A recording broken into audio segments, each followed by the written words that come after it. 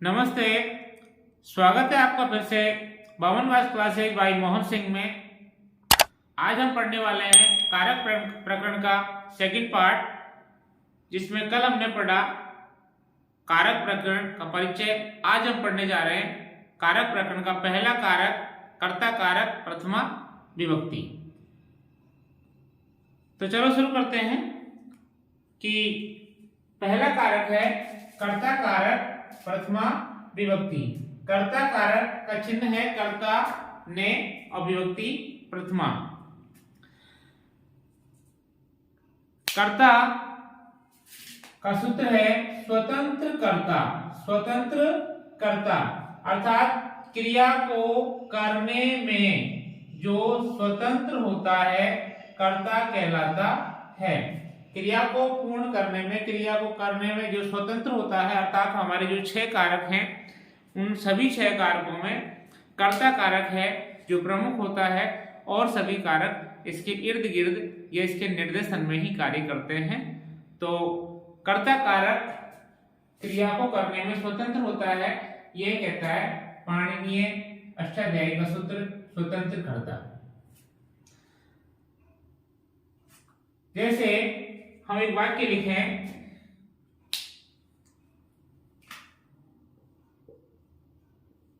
रामः पुस्तकं पठति। राम पुस्तक पढ़ता है।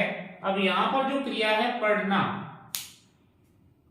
और कर्म है पुस्तक। अब यहाँ पर पढ़ना या नहीं पढ़ना ये राम पर डिपेंड करता है, राम पर निर्भर करता है कि राम जो करता है वो पढ़ना चाहता है या नहीं पढ़ना चाहता। इसलिए क्रिया को करने में कर्ता स्वतंत्र होता है, इसलिए कहा जाता है स्वतंत्र कर्ता। अगला है संबोधने च। कल हमने पढ़ा कि जो हमारी 7 विभक्तियां और एक संबोधन होता है, उसमें से हमने 6 कारक माने थे। संबोधन को और संबंध को हमने कारकों की श्रेणी से बाहर कर दिया था, क्योंकि क्रिया को करने में इनका कोई योगदान नहीं होता है।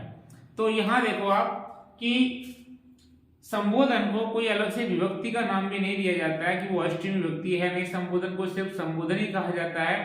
और प्रथमा विभक्ति में और संबोधन में कोई खास अंतर नहीं होता है, सिर्फ इतना अंतर होता है प्रथमा विभक्ति और संबोधन एक वचन का। किसका? एक वचन का। तो यहां आप देखें संबोधन 6 सूत्र कहता है संबोधन में प्रथमा विभक्ति होती है। संबोधन में प्रथमा विभक्ति होती है। जैसे हे राम माम रक्षा। हे राम माम रक्षा। तो हे राम में राम क्या है? संबोधन, और हे संबोधन है, राम में वही प्रथमा विभक्ति ही है। लेकिन आप देखेंगे कि प्रथमा विभक्ति एक वचन में राम के अंदर विसर्ग, प्रथमा विभक्ति एक वचन में राम में विसर्ग आता है और संबोधन में राम में विसर्ग नहीं आता है। उसका कारण है आपका ये सूत्र एंग ह्रस्वात् संबुद्धे। एंग ह्रस्वात् संबुद्धे कहता है कि जब हम राम शब्द की सिद्धियां करते हैं तो वहां पर जो सु प्रत्यय लगते हैं, तो वहां प्रथमा विभक्ति एक वचन में लगने वाला जो सु प्रत्यय है वह लोप हो जाता है। अब ये जो राम शब्द है, इस राम शब्द में हमने लगाया सु प्रत्यय।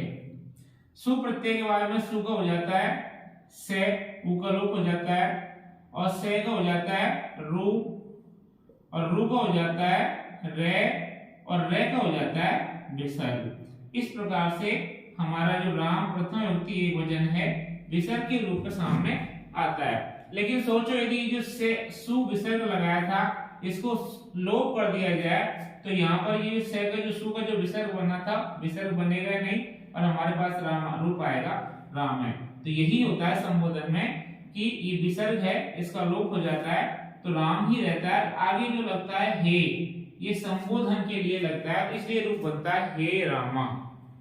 अब आप समझ गए होंगे कि प्रथमा विभक्ति और संबोधन में मात्र एक वचन में ही अंतर होता है और उसी के लिए संबोधन की आवश्यकता पड़ी, अन्यथा संबोधन की आवश्यकता नहीं पड़ती। प्रथमा विभक्ति से ही हमारा काम चल सकता था। तो संबोधन च सूत्र ये कहता है कि इस संबोधन में भी प्रथमा विभक्ति ही होगी, सिर्फ एक वचन में परिवर्तन होता है और वह एंग ह्रस्वाद संबोध्य सूत्र कहता है यहाँ पर जो सुप प्रत्यय होता था उसका लोप हो जाता है। अगला नोट है, ध्यान से पढ़ना इसको।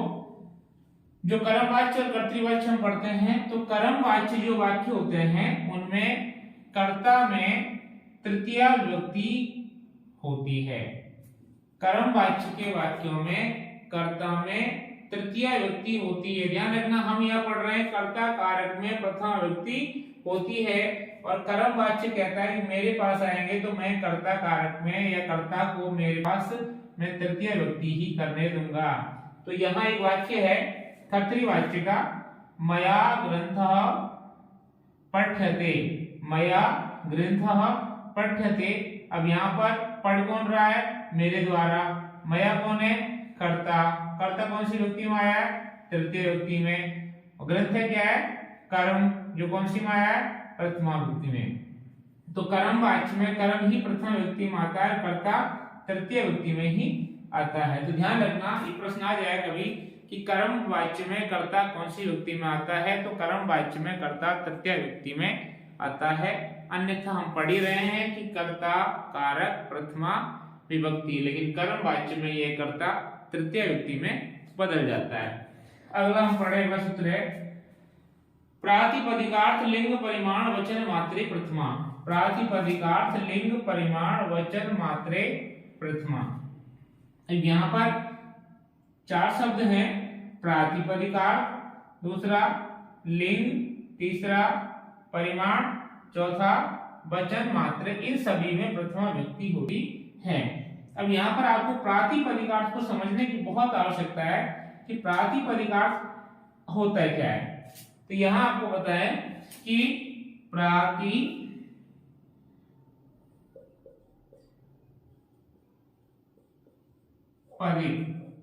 अर्थात ये कहता है कि सार्थक शब्द स्वरूप, सार्थक शब्दों के स्वरूप को प्रातिपदिक कहते हैं।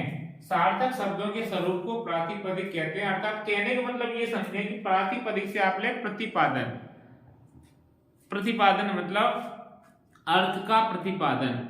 जो शब्द अर्थ का प्रतिपादन करने में समर्थ है वह प्रातिपदिक है। अर्थ का प्रतिपादन का तात्पर्य ये है, जैसे ही शब्द का उच्चारण करते ही हमारे दिमाग में कोई अर्थ सामने आ जाए, जैसे हमने कहा किताब, पेन, बोर्ड, जैसे भी हम बोल रहे हैं तो हमारे दिमाग में एक छवि या एक अर्थ सामने आ रहा है, लेकिन हम लिखें के खे गे। अब आप देखिए के खे गे जो मैंने लिखा, क्या आपके दिमाग में कोई अर्थ सामने आया? अर्थात नहीं आया। खे खे गे को लिखने के बाद में कोई अर्थ सामने नहीं आया, लेकिन हमने इसमें से के बटा दिया और ये क्या रह गया? खे ग, खग। अब खगे से तो आपके दिमाग में एक छवि या एक अर्थ आ रहा होगा। खगे मतलब पक्षी, पक्षी इसका अर्थ निकल रहा है, अर्थात ये प्रातिपदिक है। तो जिसके उच्चारण मात्र से किसी निश्चित अर्थ का ज्ञान हो, प्रातिपदिकार्थ कहलाता है। निश्चित अर्थ, तो प्रातिपदिक का अर्थ प्रातिपदिकार्थ। तो प्रातिपदिक वह शब्द जो किसी अर्थ को प्रतिपादित करने में समर्थ है, वह प्रातिपदिकार्थ कहलाता है। जैसे कृष्ण, श्री, ज्ञानम, जैसे ये शब्द बोले आपके दिमाग में इनका अर्थ सामने आ जाता है। अगला है लिंग परिमाण, लिंग मात्रे।